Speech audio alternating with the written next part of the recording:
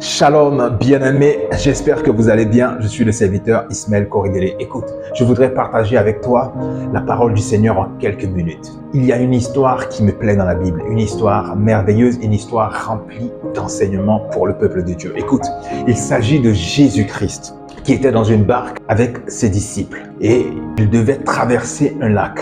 La Bible nous dit que arrivé à un certain moment, à une certaine distance, lorsqu'ils sont arrivés au milieu de ce lac, soudainement, il y a eu une tempête, une grande tempête de grandes vagues en agitation, à tel point que l'eau rentrait dans la barque.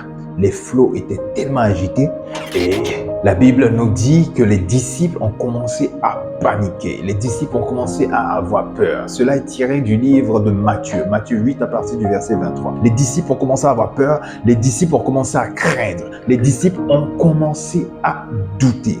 D'abord, dans un premier temps, ce qu'il faut comprendre, c'est que la Bible nous dit que le premier à être rentré, à être monté dans la barque, c'est Jésus. Donc Jésus est monté le premier dans la barque et il a demandé aux autres de le suivre. Donc c'est Jésus-Christ qui était en fait, si vous voulez, le capitaine de ce navire. Donc c'est Jésus-Christ qui était à la tête et c'est Jésus-Christ qui connaissait la direction, puisque le berger, c'est celui qui montre la direction et la brebis suit le berger. Donc Jésus-Christ est monté dans la barque et c'est pas le contraire, c'est pas Jésus-Christ qui a suivi les disciples, mais ce sont les disciples qui ont suivi Jésus et Jésus est monté en premier dans la barque.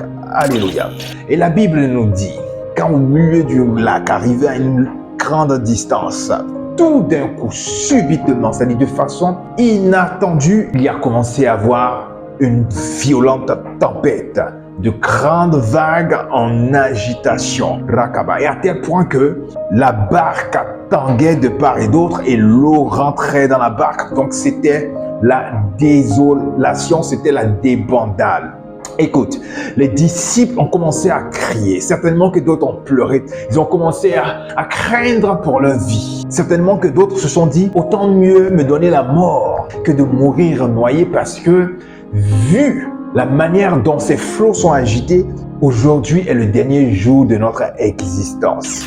Et ce qui m'a surpris, ce qui m'a étonné, comme beaucoup de lecteurs d'ailleurs, la Bible nous dit que Jésus-Christ dormait. Comment Jésus-Christ pouvait bien dormir pendant une tempête alors qu'ils étaient juste dans une barque? On n'a pas dit dans un bateau de croisière, dans un gros paquebot. La barque est à découvert. C'est vraiment inadmissible de penser que quelqu'un arrive à dormir dans une barque alors que nous sommes en pleine tempête. Et qui dit tempête au milieu d'un lac, dans une barque, parle de jet d'eau. Donc quelqu'un ne peut pas dormir dans une telle situation. Alléluia. Mais la Bible nous dit que Jésus, malgré tout cela, dormait. Et les disciples ont eu peur. Et les disciples se sont inquiétés. Les disciples ont réveillé Jésus et ils ont dit à Jésus une phrase. Et une phrase qui en dit beaucoup. Ils ont dit à Jésus, Seigneur, réveille-toi, nous allons périr. Alors je me suis posé la question. Quand il disait, Seigneur, nous allons périr, le nous concernait, ça concernait qui?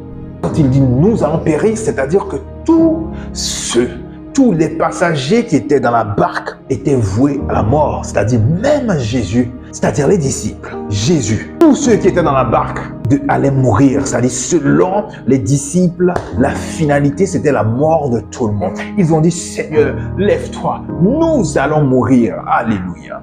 Je voudrais dire à un enfant de Dieu, Jésus est monté en premier dans la barque et les disciples l'ont suivi. Jésus t'a dit de le suivre et tu as décidé de marcher avec Jésus-Christ. À un moment donné, le lac était calme. C'est comme ta marche avec Jésus-Christ. À un moment donné de la marche, tout était calme, tout était rose, tout était beau, une belle harmonie. Mais tout d'un coup, la Bible a dit tout d'un coup, c'est-à-dire de manière inattendue, de manière subite et soudaine, il y a une tempête. La tempête peut arriver dans la vie.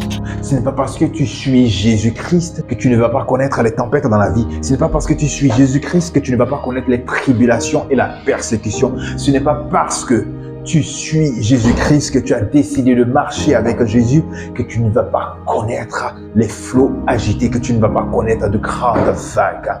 Mais écoute une chose, je voudrais te dire, en réalité, Jésus-Christ ne dormait pas.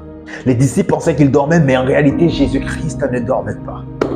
Il était en train de mettre les disciples à l'épreuve, tout comme toi, la situation difficile que tu traverses actuellement. Tu as l'impression que Jésus-Christ ne t'entend pas. Tu as l'impression que ton Dieu ne te voit pas. Tu as l'impression que ton Dieu t'a abandonné, t'a tourné le dos. Tu as l'impression que ton Dieu est insensible à la situation que tu traverses. Mais je voudrais te dire que ton Dieu ne t'a pas abandonné et tu n'es pas seul dans cette traversée. Tu n'es pas seul dans la barque. Ton Dieu ne dort pas. Il ne sommeille ni ne dort, ce Dieu qui veille sur toi. Est-ce que je peux pousser? Alléluia.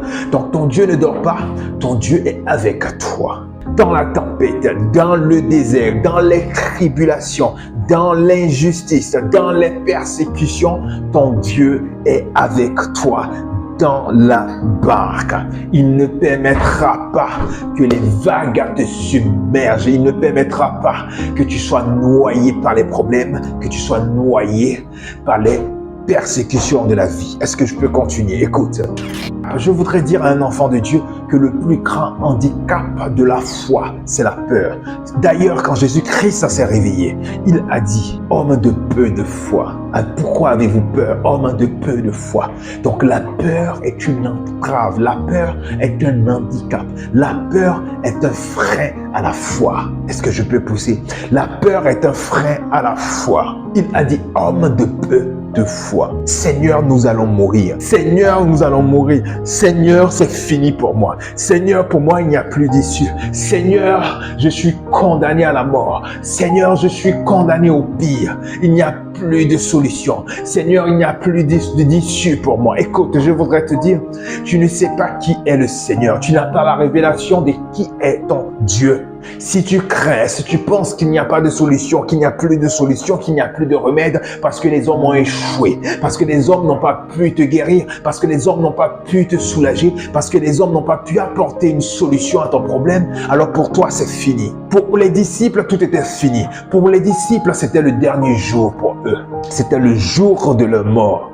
Mais ils avaient oublié que celui qui était dans la barque, ils n'avaient pas la révélation de qui était avec eux dans la barque. Est-ce que tu as la révélation de ton Dieu? Est-ce que tu as la révélation de qui est ton Dieu? Est-ce que tu as la révélation des capacités de ton Dieu? Le doute s'est installé. La confusion s'est installée. La crainte s'est installée. La peur s'est installée. Parce qu'ils avaient perdu la révélation. Parce qu'ils avaient oublié qui était Jésus-Christ. Ils avaient oublié que Jésus-Christ contrôlait toutes les forces de la nature. Et Jésus-Christ a menacé les vents, il a menacé les vagues. Ils se sont dit, mais quel est ce genre d'homme à qui obéissent les vents et les vagues? Rakabababa. Je vais te parler d'un Dieu qui maîtrise les 4 éléments de la nature, à savoir l'eau, l'air, la terre et le feu. Il dit, il fait des anges et des vents. Rakabababa. Donc en menaçant les vagues, en menaçant la tempête, en parlant au vent, il parlait à ses anges. Et il a le contrôle de ses anges, il a l'autorité de l'air. Alléluia. En menaçant les vagues, Jésus-Christ était en train de donner un ordre à l'ange des eaux, parce qu'il y a un ange divin qui se trouve dans les eaux, et cet ange-là est mentionné dans le livre de l'Apocalypse.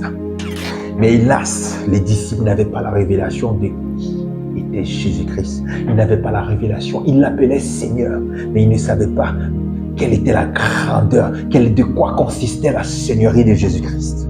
Ils avaient vu des miracles, ils avaient vu des signes et prodiges au travers de Jésus-Christ, mais ils n'avaient pas la révélation de qui il était. Je veux parler à un enfant de Dieu, que la situation que tu traverses ne te fasse pas douter des capacités de ton Dieu, que les problèmes que tu connais ne te fassent pas douter. N'aie pas peur et mets toute ta confiance en l'Éternel, car il a la possibilité de changer ce désert que tu traverses en un vert pâturage. Sois béni. Shalom.